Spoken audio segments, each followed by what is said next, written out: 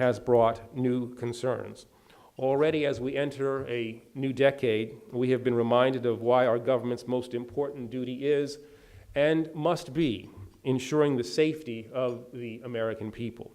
Now, just yesterday, President Obama addressed the nation and reiterated his tireless commitment and focus on this work. The President also made clear that we must acknowledge recent failures.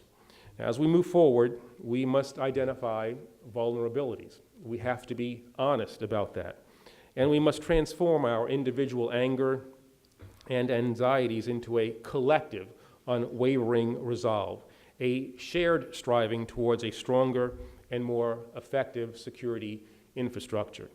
Now, this is not a place for political gamesmanship. The safety of the American people is, I believe and I hope, beyond the partisan, reflexive negativism that passes for legitimate criticism in Washington, D.C. So let me say to you today, as clearly as the President has said it, in this time of war, and yes, we are at war, the protection of our national security is and will remain our top priority.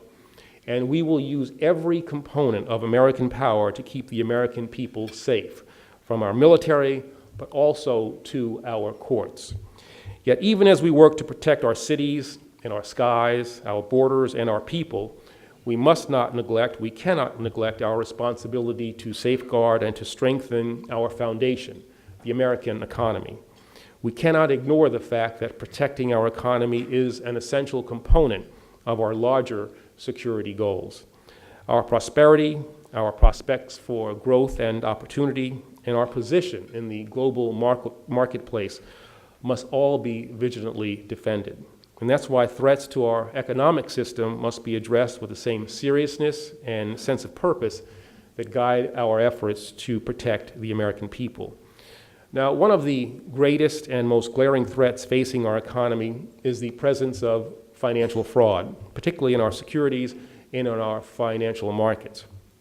Across numerous administrations, Democratic and Republican alike, the Department of Justice has worked hard to combat financial fraud and to recover the ill-gotten gains of those who have benefited from that kind of fraud. Despite these efforts, however, we know that financial fraud persists. Just this week, the Wall Street Journal reported that, and I quote, "Crisis and fraud in the securities and investment banking industries are at their highest levels since records began," unquote.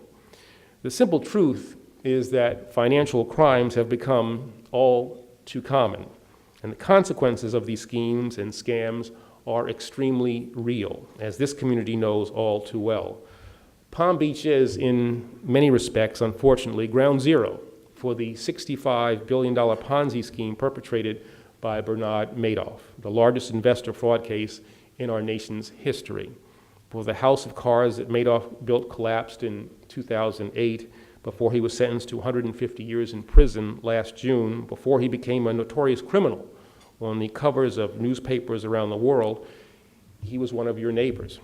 His former house sits just north of us, an 8,800 square foot mansion that's worth, well, I guess we'll know what it's worth once the U.S. Marshals Service auctions it off and the proceeds are distributed to his victims. But we look forward to that day. But we also know that we are unlikely ever to recover all of the money that Madoff stole. And as a result of his crimes, too many people who once dreamed of retirement now fear that they will become burdens upon their families. Too many who once looked forward to the future now fear it. Too many promises can no longer be kept. Promises made to charities and to schools, to churches and to synagogues, to children and to grandchildren. The ripple effect of Madoff's greed and deception is as breathtaking as it is heartbreaking. Unfortunately, his crimes, as significant as they were, merely represent a much larger problem, a problem that was brought into stark focus over the past year. In times of recession, when every dollar counts and each dollar is counted, financial wrongdoing comes to light. Unbalanced books are revealed, pyramid schemes collapse. Last year, Alan Stanford, Tom Peters and most recently Fort Lauderdale attorney Scott Rothstein, who was alleged to have run a $1 billion investment scam, joined Madoff in becoming headline news and household names. I'm proud that these men, along with more than 450 others convicted of corporate and securities fraud in 2009, have been taken out of the game. And I'm heartened that the Department of Justice, at last count, is moving forward on more than 5,000 pending financial institution fraud cases. 5,000. But I also realize that this is just a snapshot of what we are up against. So how do we address a problem of such seriousness, of such size, of such scope? Well, we need a bold strategy equal to the challenge, a comprehensive, coordinated plan of action that strikes at the core of financial fraud schemes wherever they may be found. And this is precisely what our new national effort will accomplish. The Department of Justice, working in concert with the White House and a network of government agencies, will use every tool at our disposal, including new resources, advanced technologies, and communications capabilities, and the very best talent that we have to prevent, to prosecute, and to punish financial fraud. The cornerstone of this work is a new interagency financial fraud enforcement task force. Now, this task force was established by executive order signed by President Obama. It was launched recently and is led by the Department of Justice. In establishing the new entity, President Obama recognized that mortgage, securities, and corporate fraud schemes have eroded public confidence, both at home and abroad, in the strength and in the integrity of America's markets. These crimes have only added to the challenges that we face in overcoming the most serious financial crisis that has gripped our economy for the past 2 years. And they have led to a growing sentiment that Wall Street does not play by the same rules as Main Street. Now, these crimes have devastated and driven away many who were once willing to invest in our economy. They've robbed people of their homes and their economic security. They've deleted bank accounts and pension funds. In some places, they've dried up philanthropic giving and shuttered charities. They've placed unfair challenges before cash-strapped governments, local police departments, small businesses, and American workers and consumers. But we're fighting back, and our newly established task force is at the forefront of this effort.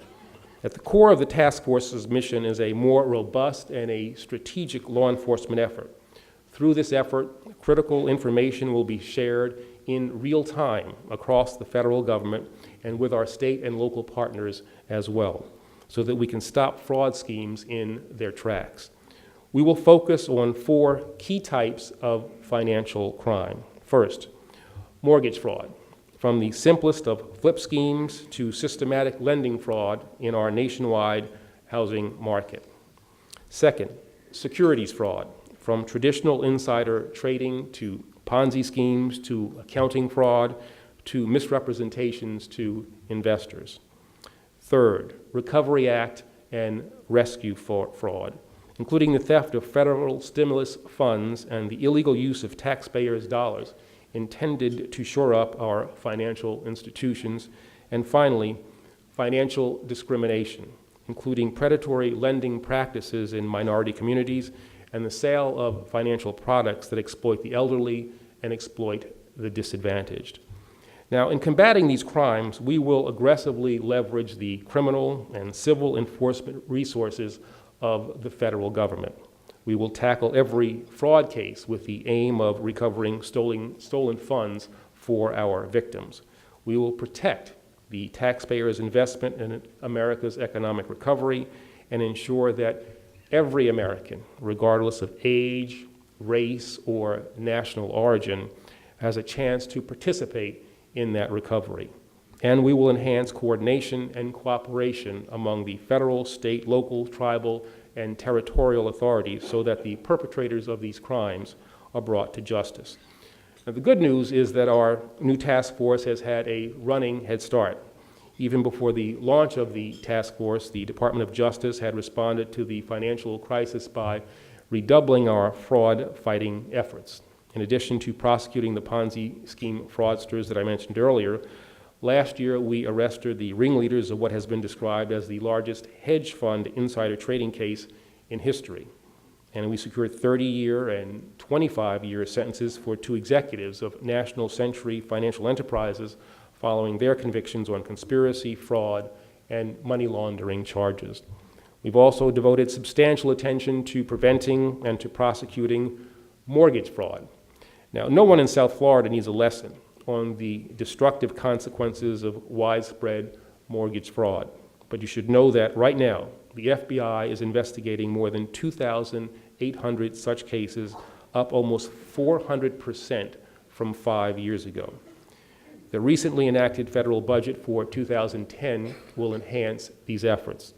This budget represents the largest ever single-year enhancement to support and to expand the Justice Department's financial fraud programs. This will allow for additional FBI agents, prosecutors, and support staff to aggressively pursue mortgage fraud, corporate fraud, and other economic crimes. Congress has also stepped up by providing the federal prosecutors with new tools to help investigate and to prosecute financial fraud. Our task force will take full advantage of the legislative authorities that Congress gave us last year in the Fraud Enforcement and Recovery Act of 2009. Now, I'm really confident that with these new authorities, with these new resources, and with a bold new plan of action that we can and we will make measurable, meaningful progress. And we will succeed in restoring the integrity of our markets, preserving taxpayers' resources, and protecting the vast majority of workers, consumers, investors, and corporate executives who do play by the rules and who do adhere to the law. To those who see the victimization of others as an avenue to wealth, take notice. If you fabricate a financial statement, if you propagate an investment scheme, if you are complicit in an act of financial fraud, you're writing your own ticket to jail. And to those who have lost their financial security and their confidence in our financial system, know that we will work tirelessly to restore what you've lost and to rebuild the trust that's so essential to America's economic recovery. Now, there is little doubt that our economy is now emerging from the financial crisis that has gripped the country over these past few months. To sustain this recovery, we must marshal the best that our government and the private sector have to offer. We have our mission, and we are committed to fulfilling it. Working together, I'm confident that we can restore confidence, that we can punish wrongdoing, and that we can help get our economy back on track.